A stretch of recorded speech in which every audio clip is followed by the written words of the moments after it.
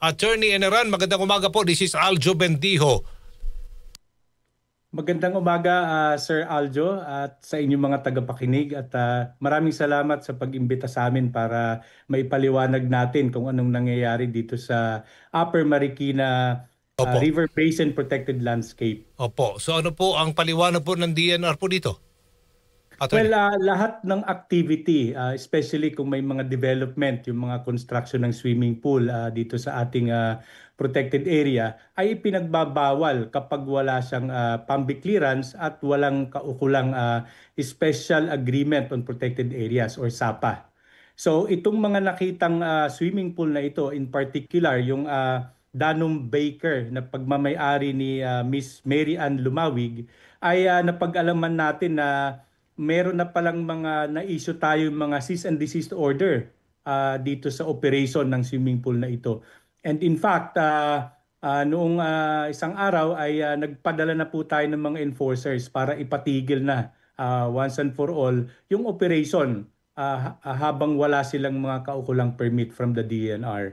Okay, so gaano po ka-importante ito po mga check dams, Attorney?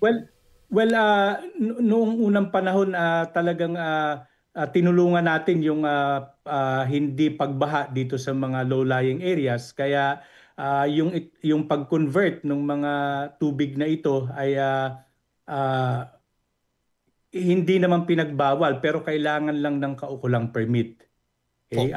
Ang nangangasiwa sa ating protected area ay ang Protected Area Management Board. So kinabibilangan ito ng mga iba't ibang opisina, in particular yung ating DNR Regional Office, yung ating mga mayors, mga barangay kapitan doon sa area.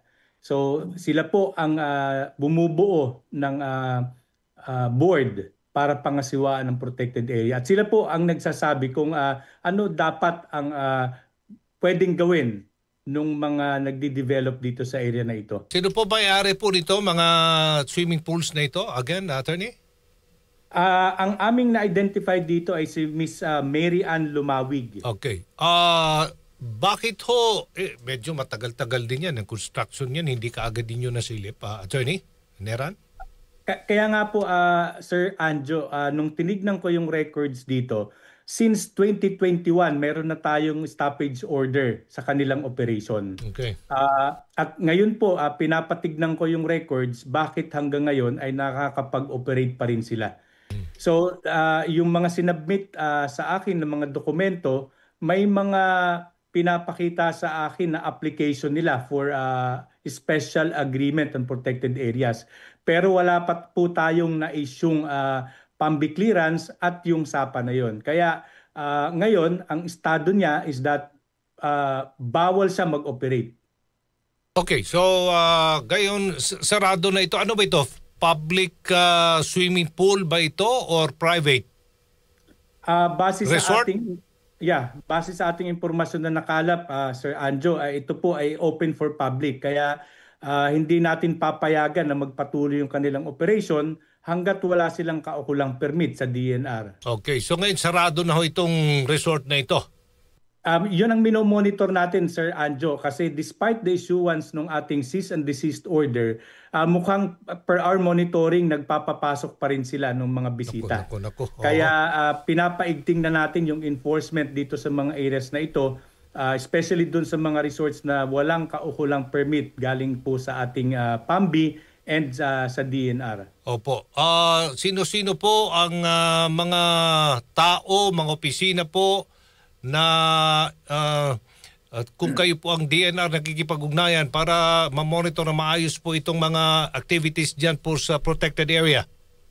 Unang-una, Sir Anjo, yung ating LGU dito sa area na ito, katuwang natin and other law enforcement agencies, yung PNP, yun ang mga hinihingan natin ng tulong para sa ating enforcement, especially dun sa pagpapatigil ng kanilang operasyon. Matagal na pala ito, sir, no? Iniimbestigan illegal activities ng mga small private resort within Upper Marikina River Basin Protected Landscape. Yes, Sir Anjo. In fact, may mga several na mga cases na tayo na na-file dito.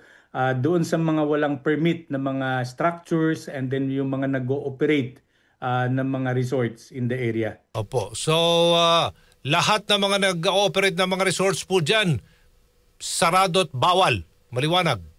Bawal yun, Sir Anjo, kapag wala pa tayong nai-issuing permit, especially yung PAMBI clearance, wala silang SAPA, wala silang ECC and business permit doon sa LGU natin. Opo. Kumusta na po yung na-issue na po ninyo mga show cause order po dyan sa mga violators? Yeah, tuloy-tuloy po, Sir Anjo, yung ating pagpuproseso. Part ng due process natin, aside from the show cause, pag hindi sila sumunod doon, mag-i-issue tayo ng CDO. Kapag hindi sila sumunod sa ating CDO, hihingi tayo ng tulong sa ating LGU para ipatigil itong operation nila. And pwede rin tayong mag-file ng kaukulang criminal and civil cases sa ating mga korte against dito sa mga violators. Opo, sana ganun ang tugon ng DILG din siguro dito, no, mga LGUs, no, dahil wala ba tayong sapat na mga tauhan po, sir, DNR, para i-monitor talaga yung mga illegal na mga operator po ng mga resort dyan? Meron tayong specific na opisina para sa pagbo-monitor ng mga activities dito. Ang tawag natin dito is Protected Area Management Office. Ang head dito ay yung ating Protected Area Superintendent. So siya po ang araw-araw at nagmamanage ng day-to-day operation ng ating protected area. So sila po ang nagmo-monitor, tinitignan ano ba yung mga activities na ginagawa dito sa protected area na walang mga permiso galing sa PAMBI or sa local government unit. So far, ilan ho mga resort ang naipasarado na po nyo dyan? Hanggang ngayon po ay pasikreto nag-ooperate? May mga pailan-ilan tayong mga na-issuean na ng mga closure orders dito. Wala lang akong listahan ngayon, Sir Anjo, ng ating mga naipasara na. But we will provide the public of the list of establishment na naipasara na natin at yung undergoing administrative proceedings for the closure of their operations. Okay, sige po. Alright, kumusta naman po ang agreement with the Masungi Geo-Reserve Foundation at ng DNR para i-manage po talaga itong mga protected area na ito? Ang effort na yan para bantayan against poachers, nag-generate po ng income from activities para hindi po maapektuhan ng Masungi. Kasama po sa ating pag-review ng mga dokumento rito, Sir Anjo, ay yung Masungi Geo-Reserve Foundation Incorporated. So meron na po tayong mga investigation reports at ito na po ay pinag-aaralan ng ating bagong secretary ngayon, si Secretary Popo Lotilla. Matapos niya sigurong i-review, tignan yung mga basihan at legalidad ng ating mga recommendations for these agreements ay magbibigay na po siya sa atin ng instruction kung paano natin aayusin yung mga kontratang na palabas natin dito sa Masungi area. Oo, dahil kinikilala, tama ho ba, attorney, ang Masungi, tama ba Masungi? Masungi ito. Masungi Geopark Projects. Masungi sa buong mundo. Kilala ito dahil sa natatanging nakita naman natin, layunin, protektahan ang kalikasan, binabahagi sa taong bayan ng kaalaman. So, ang importante dito yung mabantayan po ng DNR, ang ating mga protected area. Oo, tama ho ba, sir? Yes, sir. Katuwang natin yung mga pribadong sektor sa pangangalaga ng ating kalikasan. At wala lang kaming mga official na mga copies ng recognition ng Masungi Geo-Reserve Foundation Incorporated, but nababalitaan namin yung recognition nila from abroad. But still, we have to review the existing agreements that we have entered with Masungi Geo-Reserve Foundation Incorporated. Okay.